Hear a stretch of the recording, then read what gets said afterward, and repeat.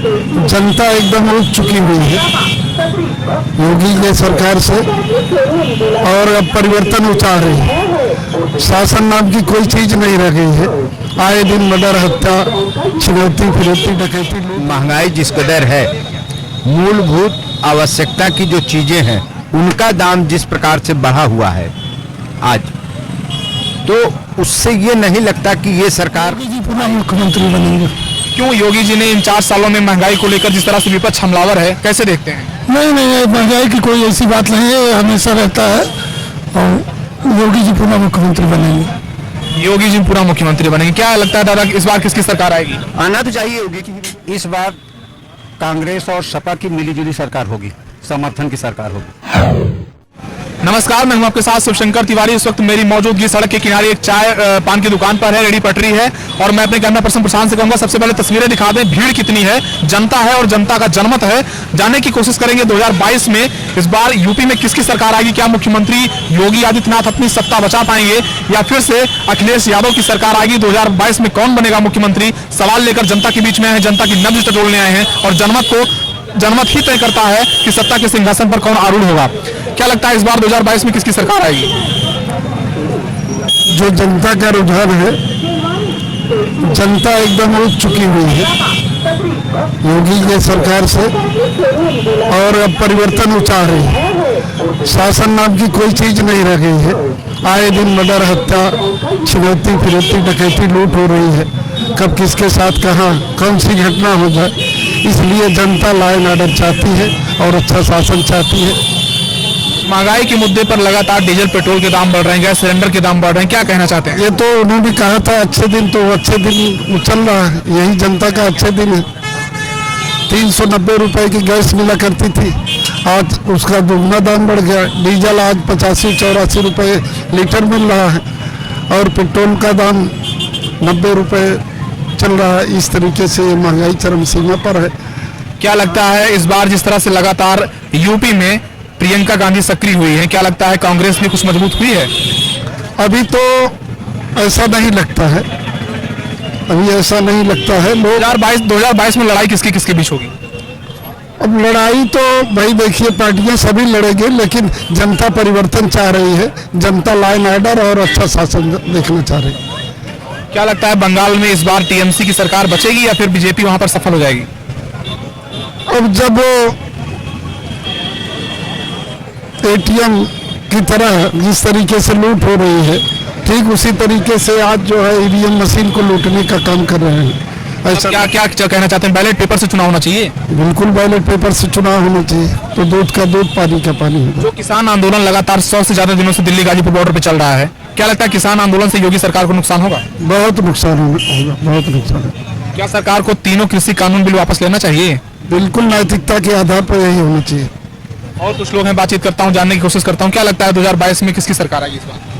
ये तो इस समय कह पाना उचित नहीं है कि किसकी सरकार आएगी, लेकिन महंगाई जिस कदर है, मूलभूत आवश्यकता की जो चीजें हैं उनका दाम जिस प्रकार से बढ़ा हुआ है आज, तो उससे ये नहीं लगता कि ये सरकार आएगी। लेकिन अब ये भी नहीं कहा जा सकता कि कौन सी सरकार आएगी।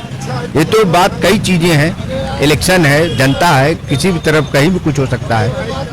महंगाई के मुद्दे पर और सरकार ने रोजगार देने की बात की थी, 2 करोड़ रोजगार देने की बात की थी प्रधानमंत्री मोदी ने। क्या लगता है रोजगार के अवसर पैदा हुए हैं या कम हुए हैं? रोजगार के अवसर निश्चित रूप से कम हुए हैं, क्योंकि जिस प्रकार से देश में फैक्ट्रियों का और सब सारी व्यवस्थाओं का कम होना और उसका निजीकरण किया जा रहा है, उससे ये अवसर तो कम दिख रहे हैं।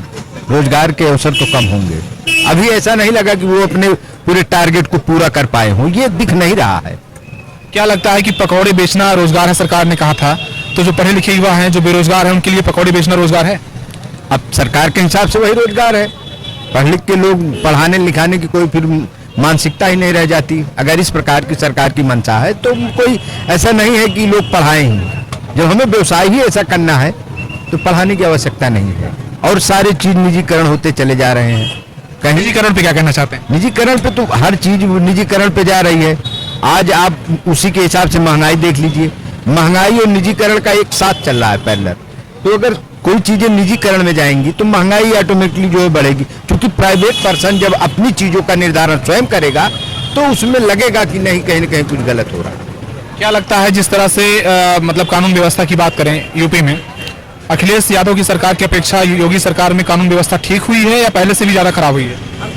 ये कह पाना तो बहुत तो उचित नहीं दिख रहा है। ये कहें कि अपराध पर अंकुश लगेगा तो जो भी सरकारें हों, इस प्रश्न पर जो है आदमी की मानसिकता किसकी कब कहाँ बदल जाए, सरकार तो सबको रीड नहीं कर रही है। हम गवर्नमेंट में अगर है तो हम ये रीड नहीं कर पाएंगे कौन सा आदमी उसके दिमाग में क्या चल रहा है, तो इस पर हम कुछ नहीं कर सकते। कांग्रेस अपनी सियासी जमीन, अमेठी की सीट संसदीय सीट थी, परंपरागत सीट थी, हार गए राहुल गांधी। क्या लगता है दोबारा वहां कमबैक कर पाएंगे? क्योंकि हम वहाँ के हैं नहीं, इसलिए हम बता नहीं पाएंगे, और जो भी है सब प्रयास कर रहे हैं अपने हिसाब से। कुछ लोग और हैं, बातचीत करते हैं। आइए जनता का रुख जानते हैं, जनता क्या कहती है। जनता का अपना जनमत है। और मैं कैमरा पर्सन से कहूंगा ये तस्वीरें दिखाएं सामने कितनी भीड़ है, और ये चाय पान की दुकान पर इस वक्त मेरी मौजूदगी है। मेरे साथ एक सज्जन और हैं, बातचीत करते हैं और जानने की कोशिश करते हैं कि 2022 को लेकर जनता का जनमत क्या है और 2022 में क्या कुछ बदलाव आएगा कि फिर से भाजपा सत्ता पे काबिज होगी। क्या कहना चाहते हैं? मुझे 2022 में अभी बदलाव नहीं आएगा, योगी जी फिर से वापस होंगे, क्योंकि विपक्ष के पास जो मुद्दा होता था, राम मंदिर होता था, 370 होता था, धारा 35 होती थी, ये मुद्दा विपक्ष का समाप्त हो चुका है और बीजेपी मुद्दों को बुलाने में माहिर है। बीजेपी से बढ़िया कोई भी मुद्दा हो, अभी राम मंदिर मुद्दा खत्म हो गया, अब तो मंदिर निर्माण मुद्दा शुरू होगा। राम मंदिर का जब निर्माण होगा, आस्था बढ़ेगी, लोग फिर इसकी तरफ भागेंगे और फिर से बीजेपी की सरकार बनाएंगे, इसमें कोई संदेह नहीं है। क्या लगता है महंगाई और किसान आंदोलन, बेरोजगारी, ये तीन मुद्दे ऐसे हैं, डीजल पेट्रोल के दाम की बात करें, महंगाई में सिलेंडर के दाम की बात करें, या फिर आप किसान आंदोलन की बात करें, बेरोजगारी की बात करें, क्या लगता है 2022 में सरकार कहीं ना कहीं घिरती हुई नजर आ रही है आपको? नहीं, किसान आंदोलन ये हमारे हिसाब से ठीक भी था, कुछ खामियां जो थी उसको किसान सीधे सीधे बात करते, लेकिन किसान आंदोलन को हाईजैक कर लिया गया, इसीलिए किसानों को नुकसान हुआ। नहीं, सरकार तो खुद ही किसानों से बात करने के लिए तैयार थी, जो उसमें खामियां थी उसको दूर करने के लिए तैयार थे, लेकिन कुछ राजनीतिक पार्टियां और कुछ बाहरी तत्वों ने आके इनके पूरे संगठन को हाईजैक कर लिया। क्या लगता है कि किसान आंदोलन का नेतृत्व कर रहे प्रवक्ता राकेश टिकैत को बाहर से फंडिंग हो रही है, जो उनके ऊपर आरोप लग रहा है, बाहर से फंडिंग हो रही है, या फिर जो है वो विपक्ष से मिले हुए हैं? क्या कहते हैं? राकेश टिकैत का खुद ही स्टेटमेंट देख लीजिए, उनके सारी बातों से मालूम पड़ता है राकेश टिकैत प्रभावित है, हर जगह से, कई जगह से प्रभावित है, जिस कारण वो अभी तक चलाए हुए हैं। एक समय वो भी था, राकेश टिकैत जो है बैकफुट पे आ गए थे, लेकिन जब उनको फंडिंग हुई तो राकेश टिकैत पुनः फिर वापस आए उस आंदोलन में। ये जग जाहिर है, सभी जानते हैं, और जो छोटे किसान है वो सब जानते हैं, और जो किसान नेता हैं सिर्फ वही उसको मानने को तैयार नहीं, क्योंकि उनको जो है हर तरीके से, हर जगह से सभी जायज नाजायज लाभ पहुंचाए जा रहे हैं, उसी के कारण ये लोग अभी तक जमीन पे डटे हुए हैं। भाजपा और कांग्रेस सरकार में क्या अंतर देखते हैं? दोनों पार्टियों की अगर समीक्षा की जाए, दोनों सरकारों की तुलना की जाए तो क्या लगता है?